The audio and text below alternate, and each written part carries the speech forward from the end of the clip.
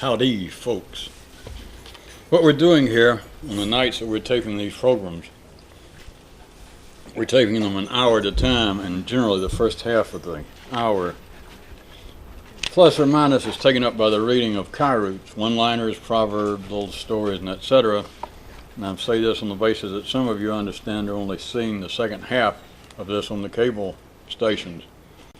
So that's what this is, and what we're currently doing is when they're read, the first half, people are writing down the ones by the page number that they would like to hear an additional comment on, and I'm handing the list.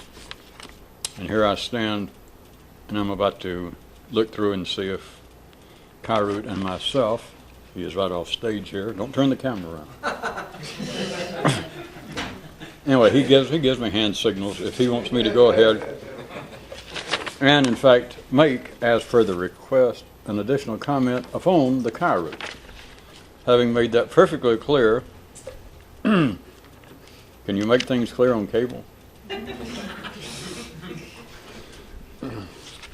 We shall now, as they say in the electrocution business, proceed.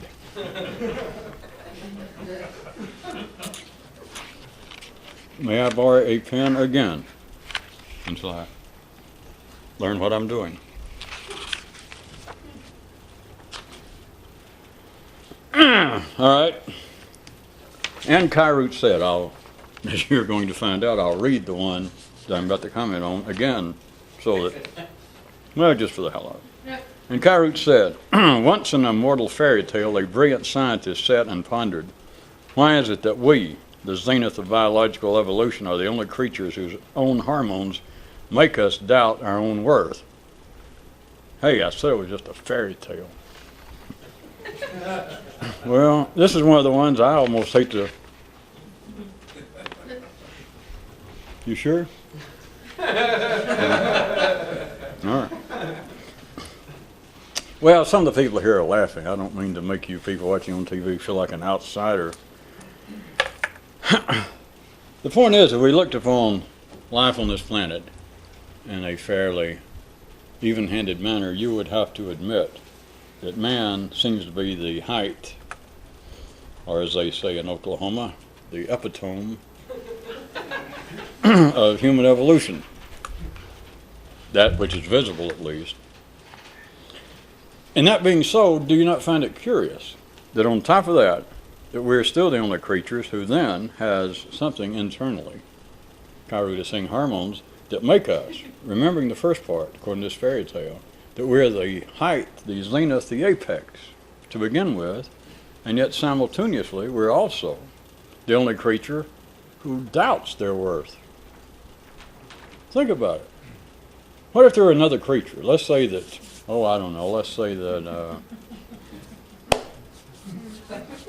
let's say that prairie dogs are creatures. Or we could even dip lower and say actors or salesmen. But if there were other creatures, I mean, if you look around and take it at just the most crude, basic, obvious level, there's no other creature that shows the least inclination. They give no hint of doubting their worth. I mean, that's just, you can say it's silly, but there's nothing else to compare humans with except what's available here to the ordinary sight, to ordinary people. You don't see any creature who seems to sit around and doubt their own worth. But then you could say, well, that's good, because they've got nothing to really feel either doubtful or positive about, because they're nothing compared to man. And if you're going to take man as being one level, then everybody else, you can say, well, a dog is more intelligent than an attorney. I mean, a prairie dog or a beaver. You can say that, but then on a wider level, you'd say that there is man and then there's everyone else. And so everyone else, if a beaver could think, and he sit around and try to consider his worth, he would be an idiot, would he not, to try and compare himself to man. Let's just take it as a given. But if he could, then he should be able to doubt his worth, right? Regardless of what I just said, because he should look around and see immediately, if he could think at all, well, there are people here superior to me. Those guys called men. I mean, it's just obvious. It'd have to be a deranged beaver to think, well, compared to men, how do I shape up? Talk about your dumb question. You don't shape up. You don't compare. So, a beaver would be within his rights to go, well, geez, here I am doing the hard work of a beaver, trying to live an upright beaver life.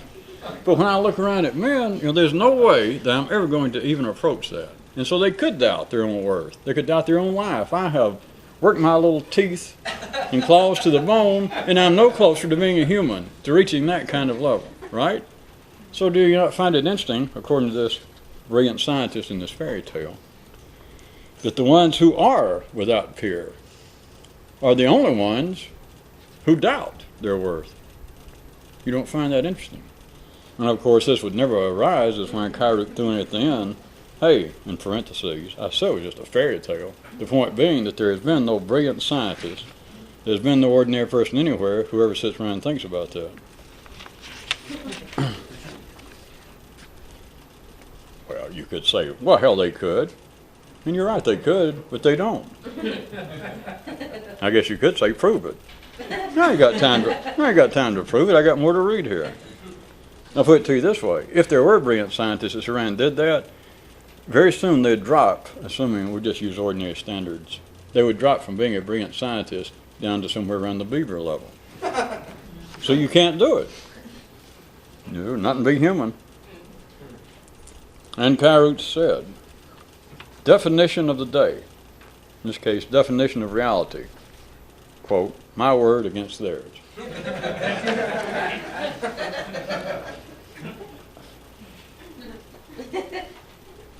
Kyroots looks about as nonplussed as I do. I don't know what to add to that. If you don't understand that that is the ordinary mind's attitude toward reality, you can call it anything you want to. People have filled up volumes of books. Kyroots, I assume you won't blush, 4 words. I suggest to you he has wrapped up all definitions, all in the past and probably the foreseeable future of what everyone's conception of reality. You can be a philosopher, you can be a theologian, you can be anybody, and they've tried to describe. People's argued about, well, everyone's idea of reality is all somewhat subjective. Everyone has a slightly different attitude about what is real. Christians say, well, God is real, and Hindus say, hey, Christians are an illusion to start with. So.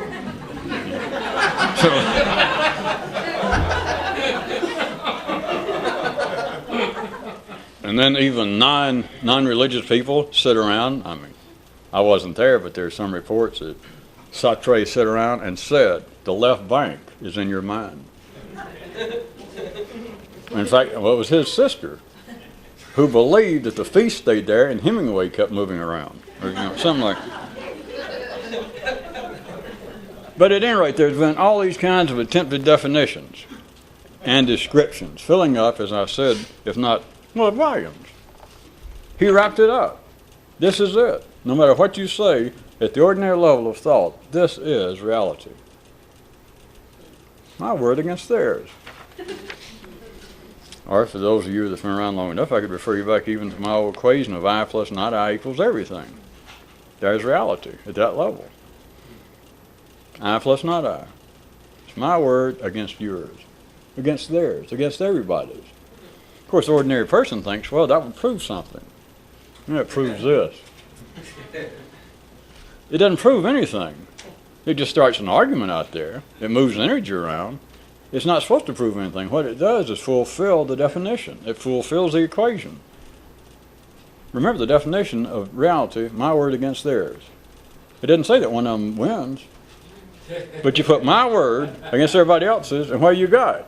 Besides an argument, you got reality. But then there will be ordinary people say, wait a minute, what kind of reality? So they want to put a plus, a minus, they want to put some kind of color to it, they want to put a nationality, they want to shade it. They want some sort of qualitative judgment to it. That covered it. It's my word against yours. That's reality.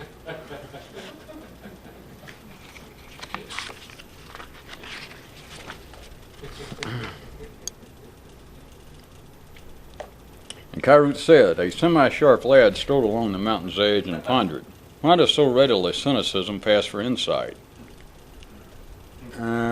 Well, I'm not even going to look at Kyroots because I'm not inclined to say a lot about that, even if you wanted me to. You either got to understand it or not, because almost anyone who would show any initial interest in what this seems to be, let's say somebody just turned it on TV and saw us once or twice, it is no judgment on you, and there's nothing strange afoot, because this is not the only place that this would occur, but most people are inclined to have any sort of attraction to anything unusual, whether it be called, we're calling it the revolution, it could be the belief in UFOs, the belief that God is among us and passing himself off as a shill in a Vegas casino or something. It don't matter what it is, but it's something out of the ordinary that people are going to believe that they have superior intelligence, insight to begin with. This kid simply points out the rhetorical question, why does so easily, so readily cynicism pass for insight? And it does. Look at, it goes under different names. Individually, people attempt to call it, people defend themselves and say, well, I'm not being cynical, I'm being intellectually sans-franc. I am being objective.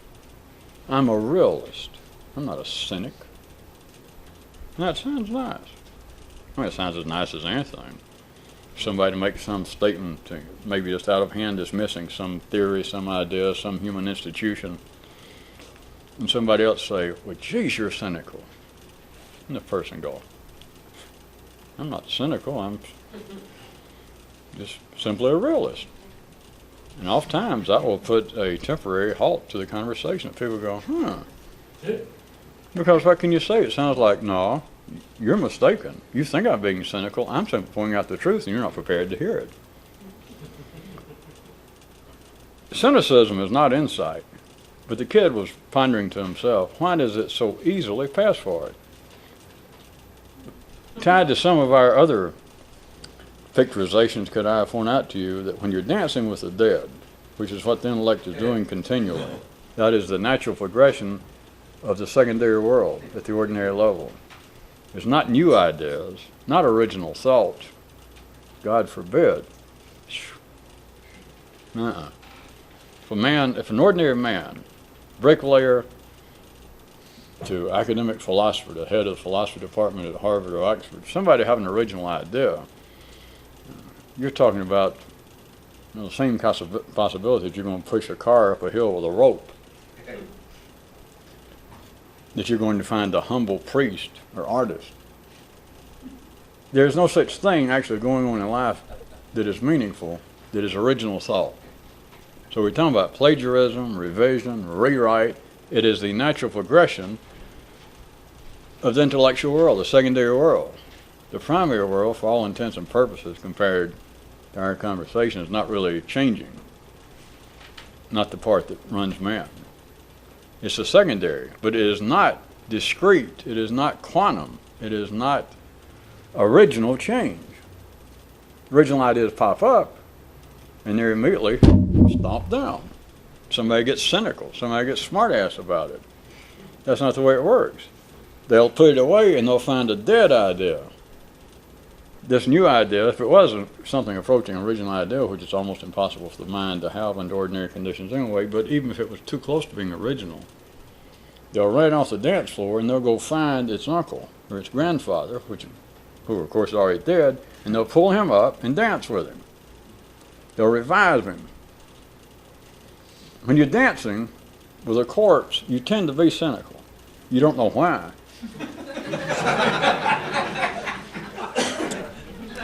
All right? For those of you that follow, I assume that some of you are laughing at that rather than necrophilic humor.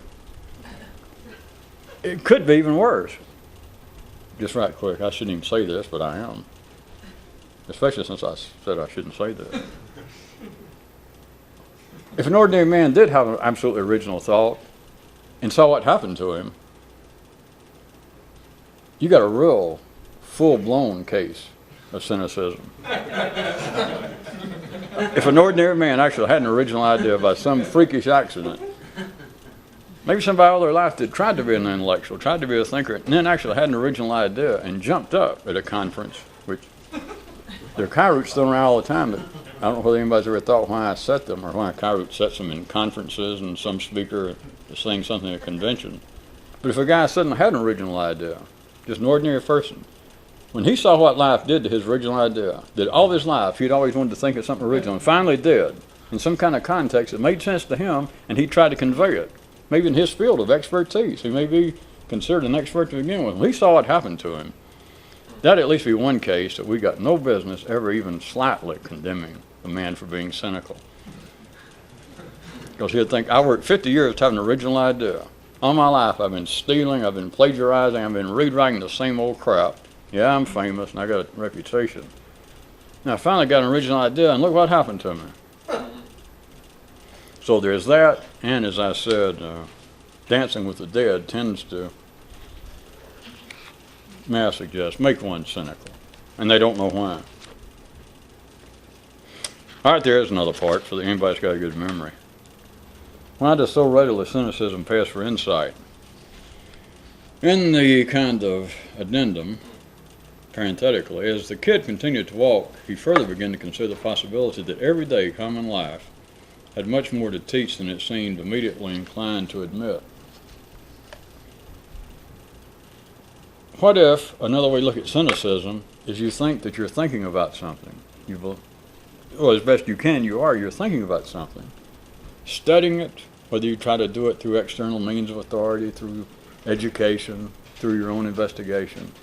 There always comes a point, and all of you have been through it, it's not the fault of any institution or educational system. It's this, there comes a point that there is no further originality. There does not seem to be any further satisfying information coming. And normally you blame it on something. Nutty people blame it on maybe a conspiracy. Who knows what they blame it on anymore? But it's like you keep trying to scratch somewhere. You keep trying to fulfill a kind of missing the arms of your own intellectual Venus de Milo, and you've got one of the arms on, and you run out of clay. There's nothing else to put on there. There's no fresh marble feel. The kid was simply saying, which would be another basis for cynicism, that he was pondering whether life does not have more to teach, that there's more that you can just look out there and see than life seems to want to readily, easily, immediately admit. But that not make you cynical. If you're ordinary, of course I know none of you people are ordinary. Well, it takes a straight face. Maybe it's good to have Novocaine. Maybe to be able to say to people that are watching television, it's obvious that you're not ordinary people. People are just ordinary mentation. I did it.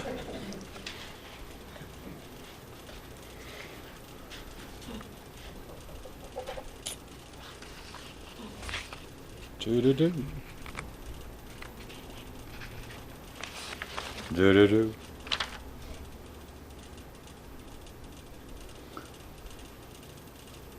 This is one that was a letter to the advice doctor. Dear doctor, this is tricky to read. I'm not really going to comment. We're running out of time, but I'm going to, even when we heard it read, I'm not sure it came across straight enough, so at least I will try and verbally expand it. Dear doctor, is the attempt to do the revolution and actually doing it the same thing? In other words, trying to in some way expand your thinking, to think in some original way. Is the attempt to do it, could in any way that be said to actually be the same thing as doing it, just trying to do it? The doctor says, dear sir, this is possible if the attempt is of a particular sort. And the guy writes back, dear doctor, I'm afraid to ask the next obvious question.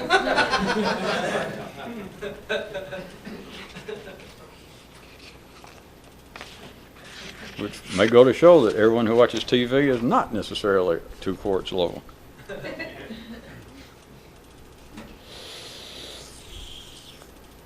Do-do-do. And Kyroots said, and as is permitted in this universe, the day came when he traded in his revolutionist tendencies for a modest pension, some oatmeal, and some hormones It wouldn't bother him anymore. If there's anyone who really doesn't understand that, since we're running out of time here, let me tell you, don't feel bad. We're running out of time here, but if you got enough time left in your secondary life, if there's enough time left in your actuary table, the day will come you'll understand it. If you're ordinary. And boy, you'll enjoy it. Yes, sir. I'm sure. I bet you'll write me and Kyroots a thank you letter.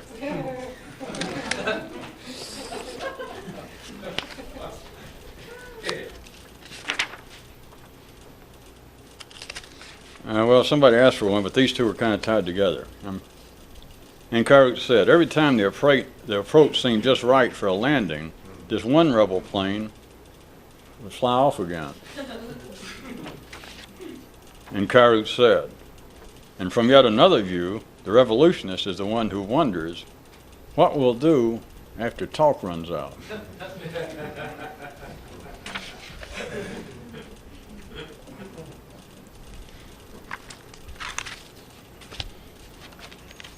Our writers are on the ball tonight because, see, the time worked out just right, and your script they wrote for me, I can say. And what will happen tonight when talk runs out is that we'll conclude the program. Mind you to be sure and wash behind your ears and knees. Call your mother. Remember us in your prayers, but mainly send money. You can skip the prayers if you just send some money. Good night.